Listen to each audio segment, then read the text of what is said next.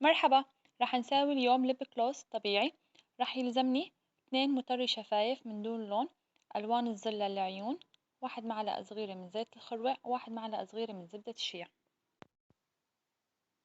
إذا ما في عندك زيت الخروع ممكن تستعملي زيت الزيتون، بس زيت الخروع كتير كتير مفيد للشفايف وهو اللي بيعطي اللمعة المميزة لأي جلوز. رح يلزمني صحن مقاوم للحرارة بلور أو سيليكون لأنه رح أسخن المزيج على البخار أو البان ماري. رح أحط مطر الشفايف مع زيت الخروع وزبدة الشيا. رح أحط 1 معلقة صغيرة من مطري شفايف طبيعي أنا مساويته. إذا ما في عندك ممكن تستعملي 1 مطري شفايف إضافي، يعني رح يلزمنا 3 مطري شفايف. رح أدوب المكونات على البخار أو البان ماري، بعدين بدي أصبهم بالعلبة البلاستيك.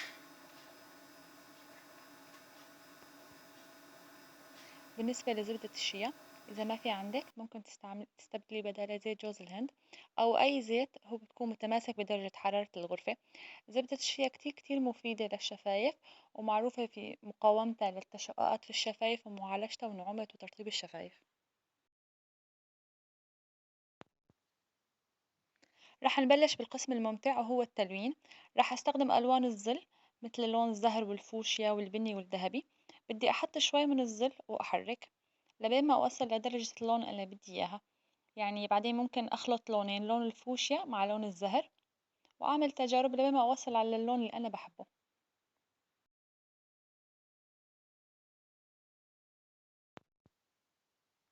ممكن تخلطي لونين ليطلع عندك لون ثالث. لنفرض أنت بدك اللون الأورنج بتحطي اللون الأحمر مع اللون الأصفر بيطلع عندك اللون الأورنج، أو إذا بدك لون غامق تحطي اللون الزهري مع اللون الفوشي.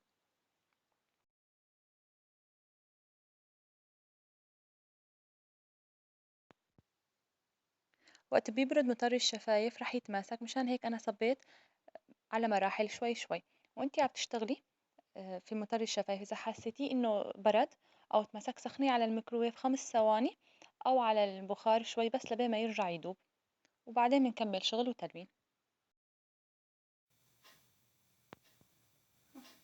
حلاوة هاي الفكرة إنه في ألوان استعمالاتها قليلة، وحتى ممكن تستعمليها لمرة واحدة بس، وبنفس الوقت انتي عم بتغذي شفايفك وعم بتحطي لها مواد طبيعية.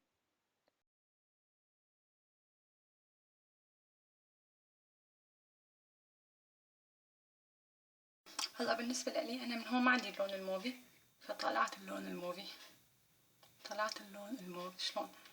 آه خلطت أزرق غامق وأزرق كاشف، وبعدين حطيت شوية فوشي وخلطتهم مع بعض، طلع عندي اللون الموف. إن شاء الله تكون عجبتكم الفكرة، وأهلا وسهلا فيكم للاشتراك في قناتي على اليوتيوب سويت سباي سيما.